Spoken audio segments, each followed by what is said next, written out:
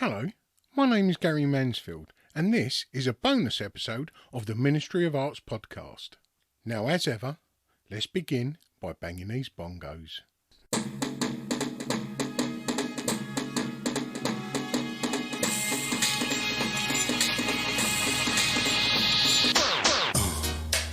Yeah, right. Crazy. Hello, and welcome to bonus episode number 28 of the Ministry of Arts podcast. Today, I'm speaking to Ritchie Iwański. He's an artist that was born and raised in Canada, but then ventured across the border later on in life, who currently resides in Manhattan. Ritchie and I started speaking very recently on social media. He said he'd been listening to the podcast and wondered if there was any way he could be a part of it. But because there's such a long waiting list, Ritchie opted for a bonus episode. And if it's something you think you might fancy, then hang around at the end of this episode because there'll be a short message telling you how to go about it. But getting back to Ritchie.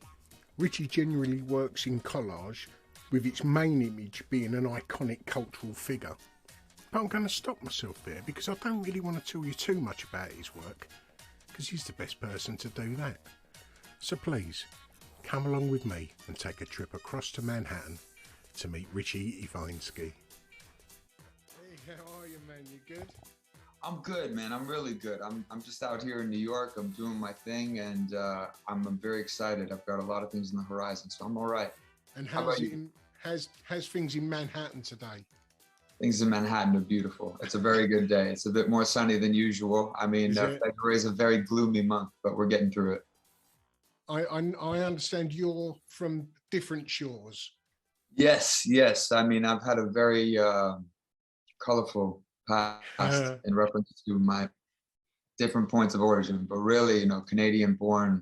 I spent time in Venice Beach, Florida, spent time in Vegas, and I've been in Manhattan for the last going on 8 years. I even had a small stay in London for a little while, but not really long enough to talk about it, But where was that anyway? I was actually, when I was living in London, I was living in Hammersmith and Westminster for about 3 months. Nice. Yeah, it was cool. It was a really good time. And whereabouts in Canada did you grow up? So in Ontario, Canada, in the area of Vaughan, basically I was born in Mississauga, in between there and Toronto, and then came into the States in the early 90s and ended up growing up on a beach in Florida. So that was pretty interesting. Oh, that'll do. My mum's Canadian. Oh, beautiful. That's wonderful. Where from? Toronto, Ontario. Oh, there you go. It's a great place to be from. It's amazing. It's an amazing part of the country. I mean, look, it's Toronto is beautiful, and it's one of the greatest sports towns in the world. That's one of the best ththings about it, in my opinion. Yeah, she left there when she was 4, so she didn't have much growing up there. But I did travel over there in my 20s, in my very early 20s, and absolutely loved Canada. Yeah, it's a great country. I mean, freezing cold though. That was the problem. Yeah. My sister actually moved to the west coast of Canada, and she now lives at the base of the Canadian Rockies in Calgary. Oh, nice. Skis 90 days a year, so she has a great time. And I mean, look, if you embrace that cold, it nourishes you. Ritchie, I've got several questions that I ask each guest. Sure. The first being, how would you explain what you do to somebody that doesn't know your work? I would explain that what I'm doing with my process is I'm trying to tell a story of someone who impacted the world. And whether you are familiar with the focal point that I'm using or you're not, and you've never seen this person before in your life, when you look at my work, you'll be able to kind of tell who this was, what they did, what they were about, and how they lived. And whether it's a comic book character, something like the Green Ranger, or whether it's Marilyn Monroe, they both have a story. And what I do is I work through my clippings, comic book clippings, magazine clippings, and I put together the background of this person's tale. Yeah. Because submerging myself into that character, it's everything to me. That's why I don't really take on subjects that I'm not interested in. Yeah. Well, I've seen your work, and you do use very iconic cultural figures from stage, screen, and as you said, from comic book, and it Mhm. does pull together that warmth of nostalgia, doesn't it? Absolutely. So, the style I personally developed is I call transcendent collage, because what I'm doing is I'm trying to have someone come in for the story. It's just Yeah. like the art piece is like the cover of a book. It's like, oh, that's a nice cover. When you actually go further in, you decipher everything. It really comes together in a beautiful manner. I'm aware that you put, as you say, this transcendent collage. The Mm. collaging that you put there, is there a way that the viewers should follow that with their eye for you to be able to tell them the story? That's a beautiful question. Absolutely. Yeah. If you start with the subject right there, the subject pops out, and it's got a pop art flair. There's no doubt about that. Um, but when you start with the subject that's right there at the focal point, the centerpiece, the person in the middle that you're supposed to be looking at, you start with them, and then you just simply catch the next largest thing that pops out at you, whatever it is, whether it's an image, a paint splatter, and then really that'll guide you. Just Yeah. go for the next best thing that you see.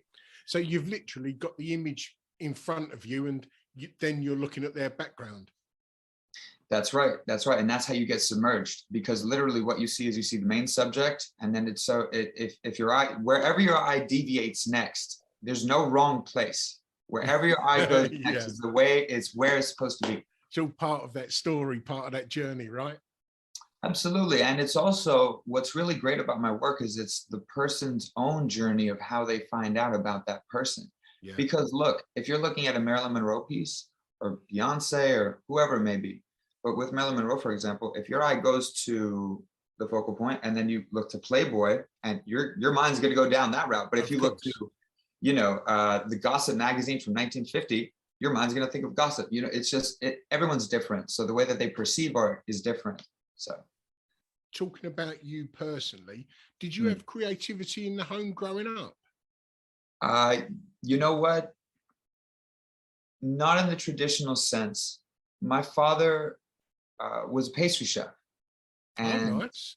yeah, so the creativity really came from like cakes and eclairs and various pastries and all I that. can So it's find a like, lot of creativity in cakes and eclairs. yeah, not to mention you get to eat the cakes and eclairs, so it's like, believe it or not, I had so much chocolate and all that sugar growing up as a kid that I was to the limit. I just didn't even want it. Yeah, but yeah, so the creativity was there. I mean, naturally, I've had a pen and a pad since I was, as earliest thoughts and memories, drawing dinosaurs and Batman, and then you just advance from there. But yeah, the creativity was definitely on my father's. Well, I would say on my mother's side as well, because she was a beautician. So, Yeah. you know, Yeah. So it was good food and good hair. So that's fun. And could you see the artistic side of you growing while you was at school?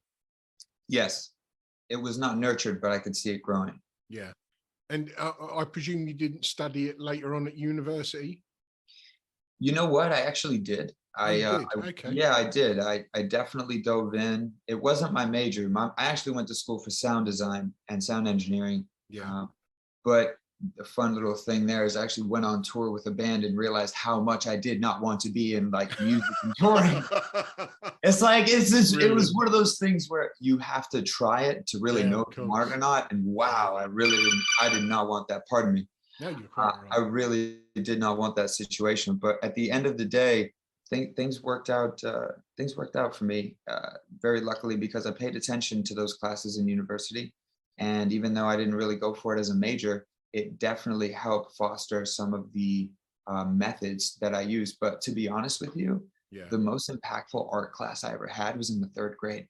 In the 3rd grade, this teacher, I think her name was Miss Shaddix. Shout out Miss Shaddix. But she taught the class how to do paper mache. And that's honestly where everything for me began. Yep, it was sculptural. We would make things, various animals.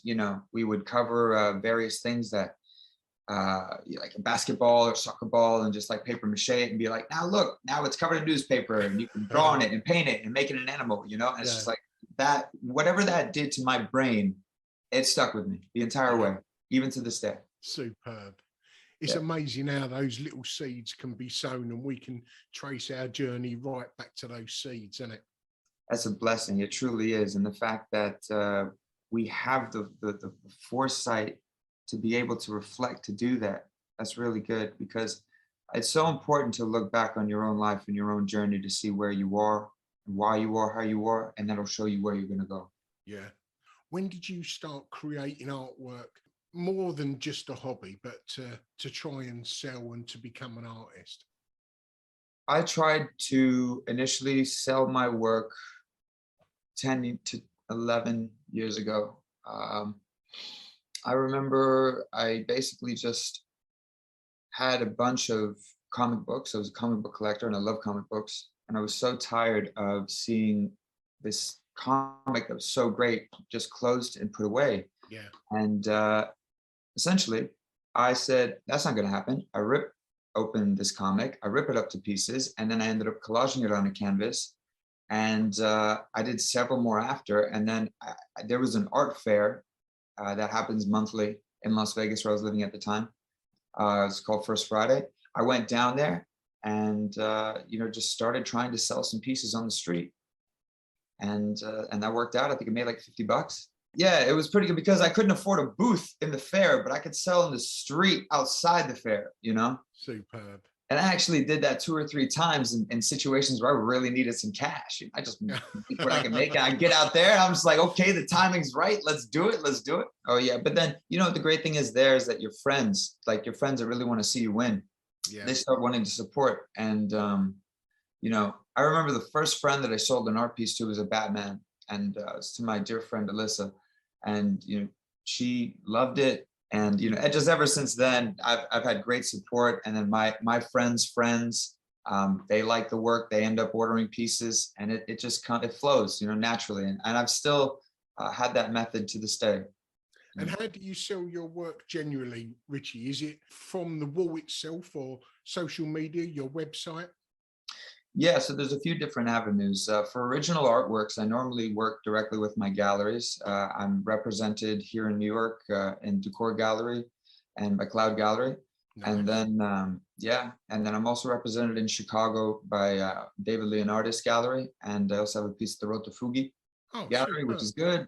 I'm also in City of Light in Seattle, and I'm working on a Beyonce that's going over there to them. And so the galleries are where I sell my original work. Now, through the website, folks do inquiries, and I can obviously do custom pieces. But I think lately, social media has just been so dominant in promotion, and I can't necessarily say I've gotten a tremendous amount of sales from social media, but I absolutely have generated some sales from there. Yeah, which is important. But the main outside of folks wandering into the galleries is word of mouth and friends of friends. And that's how people get my number, ask me questions. We work things out. Yeah. Well, we're in that funny period at the moment where so much artwork has started to be sold online. It's a scary moment for the gallery. So they've got to pretty much work a little bit harder to get sales now, haven't they? I agree. I think that with the rise of Etsy and things like that, you've got a lot of people that empower themselves. Now, I personally never went the Etsy route. I wanted to just hone in on what I was doing until I reached a certain point where I had the confidence inside to go directly to the gallery.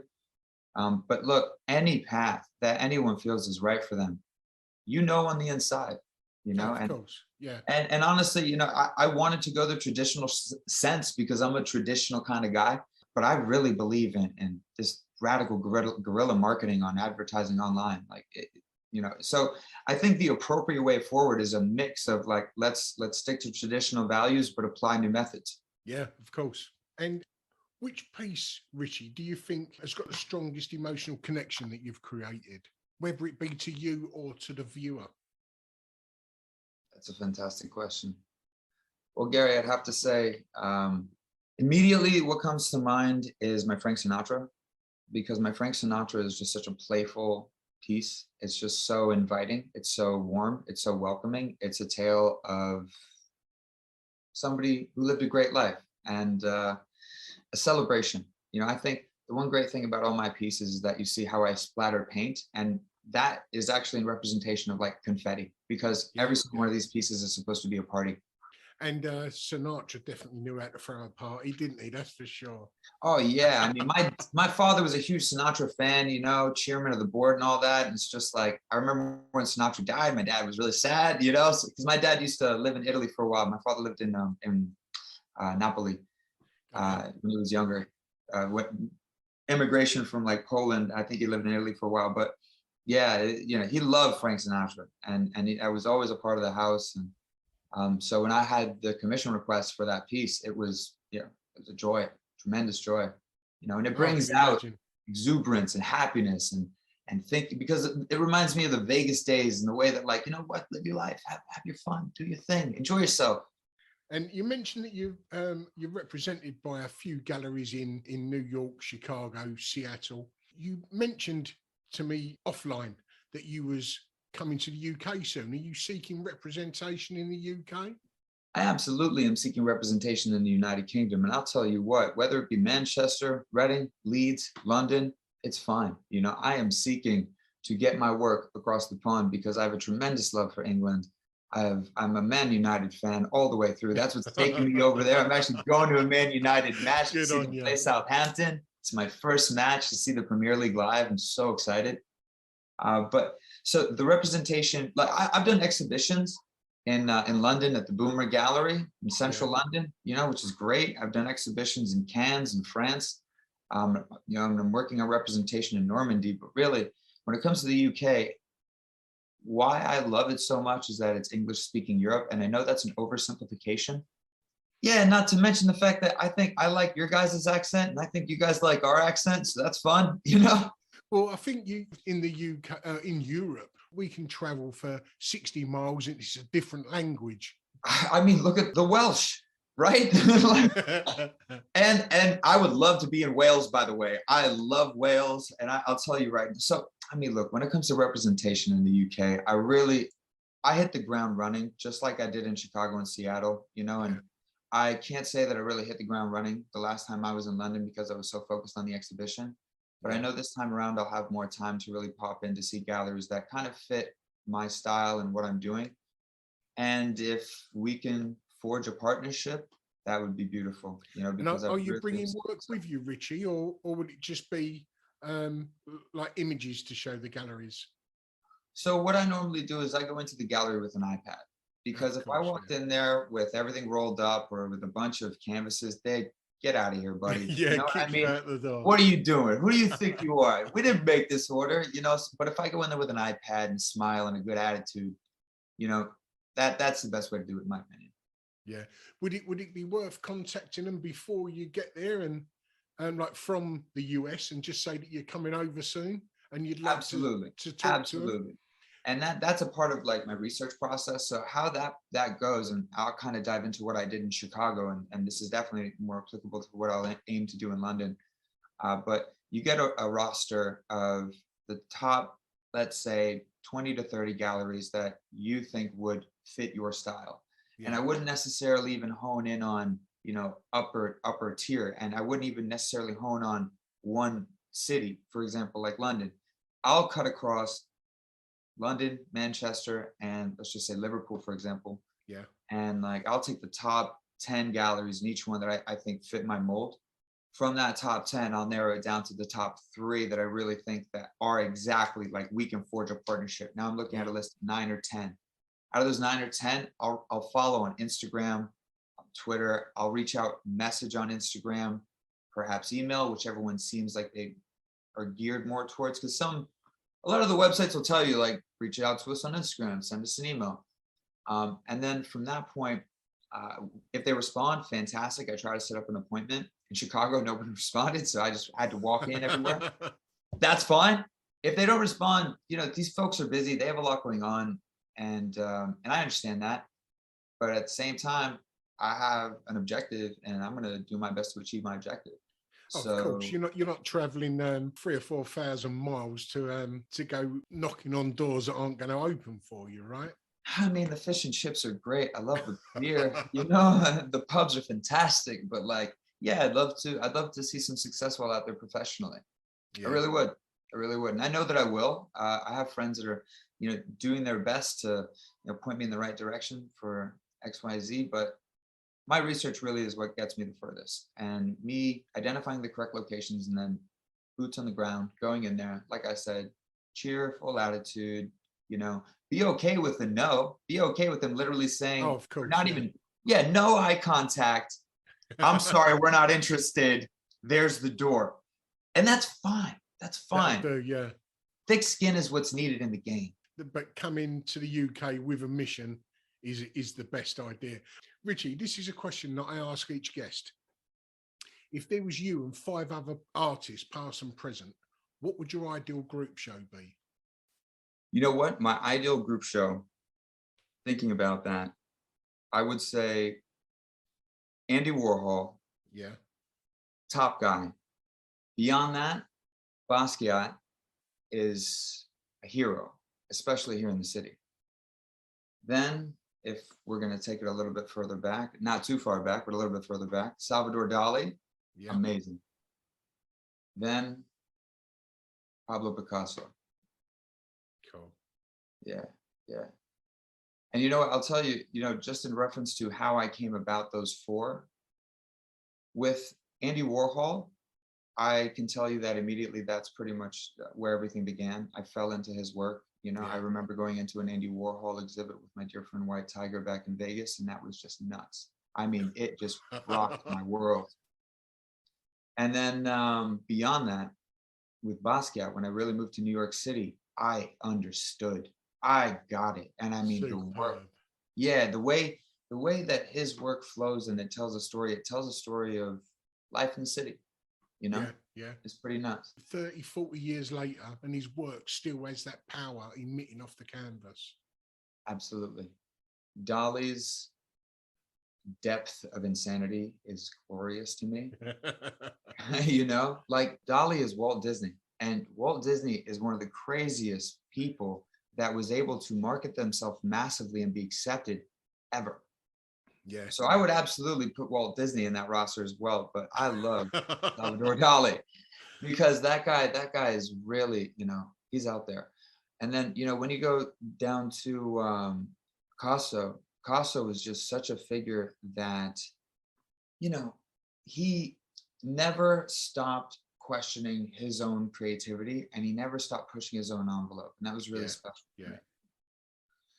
Warhol, I mean, he's just, I read books on Warhol. I study his life.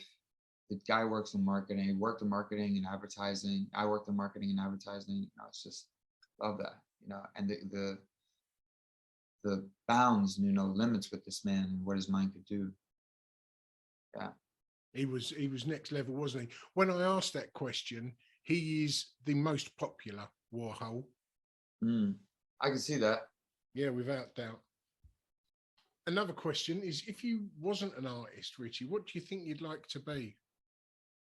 Professional surfer. Oh, superb. That's the first time that's come up. And are you any good at it? Not at the professional level by any means necessary. No. I am all right when it comes out to just getting out there and catching a 6-8, maybe a 10-foot wave on a brave day. Where can anybody see your work, Ritchie, be it on social media or a website? You know what? The best place to find my work, I would say, is on my website, my Instagram. Those are the 2 hot spots. My TikTok as well, where I'm always posting new stuff. But if you want to see me in action in real time, the Instagram and the TikTok is definitely where it's at. It's pretty simple. It's at Ritchie with an underscore between each, RITCHIE. Okay. Yeah, and that's the best place to see me in action. And you mentioned that you're represented by a few galleries in the US. Have you got anything coming up? I have 2 shows coming up. I've got one show coming up in Soho that we've got aimed for July, which is really fun. And then more so of an exhibition style at Mr. Purple's in the Upper East Side. We're going to have a whole thing for the month of July, and I'm hoping all of June as well. So you know, that should be really fun. But Mr. Purple's in the Lower East Side is a nice rooftop lounge. You know, it's a really cool spot. And I'll have at least 5 or 6 of my pieces in there. So I'm looking forward to it. Well, hopefully in a few months, you may be having one in the UK as well, eh? Yeah, that would be really, really cool. Really cool. You know, I'll definitely be taking your advice and getting a jump on giving these people a notice that I'll be over there. And, you know, hopefully I have some success with having some meetings lined up beforehand. So, you know, when I hit the ground running, not only will I have a list of places that are expecting me, but a list of places I intend on just popping up and saying hello. And just as importantly, I hope Man United beat Southampton when you're over here. That's what I'm talking about. Let's go, baby. That's what I'm talking about. I can't wait to just step into Old Trafford. And so it's the Saints against the Devils. That's right. It's a good matchup, man. It's a good matchup. Yeah, so I hope you have a great journey over here, mate. All the very best to you. Thanks, man. Thank you so much. All the best to you as well. You have a really great rest of your day. All right. Cheers.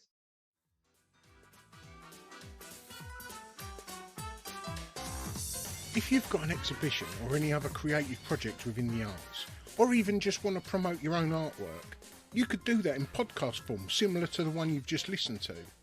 They start at a convenient price point that is comfortable for any artist working on a budget. This podcast itself is created by working artists, and we know how important that is.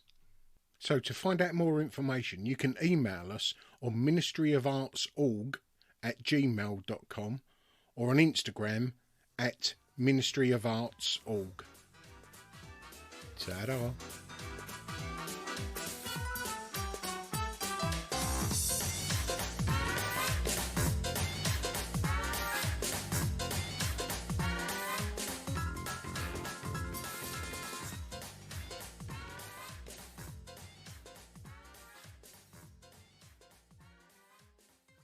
Banksy has that one image where it's kind of like you see the tower silhouette of the city and then it's just exploding with hearts or something like that. It's just, you know, you got to take a negative to a positive. But if anybody could like do it like that, I look to Banksy for that, you know. Believe it or not, a funny story I'll tell you before we end this is that my buddy who runs around doing graffiti in like here in New York and has since the 80s, had an opportunity to do a building with Cause, Shepherd Ferry, and Banks was there, and my buddy's there, and basically they're all doing a floor, right? They're all doing like a floor of the apartment, like a floor, like in the building. It's a walk-up, like 4 floors. So imagine like Cause has like this whole thing, and I think once they renovated the building, the lady that lives in the Cause level like left it. Everyone else covered it. So Banksy did a floor. And my buddy Hectod, he's doing some stuff as well. And this guy walks up before Hectod walks in the building. He's like, "Hey man, what's up? I'm Banks." And he's like, "What's up, man? How you doing?" Hectod had no idea who he was at the time. It was 10 years ago, maybe even longer. Pops up and he goes to Cause. He's like, "Hey man, who's that guy Banks?" He's like, "Oh, he's big. He's big in London, man. Just leave him alone. He's fine." Hectod's a bit of a, you know, he's a strong-willed man, you know? So he's like, if people are around that he doesn't know or we don't know, it's like, it's weird. But, you know, he's like, he's in London, he's cool, let him be, he's fine, he's going to do a floor. Hector's like, all right. But the funniest thing that Hector said to me was that he looks like you. He's like, I'm not even joking. It's like the resemblance is crazy. He's like, you look like Banksy, bro. I'm like, that's fucking nuts. It's nuts. It's a fun thing. Very fun.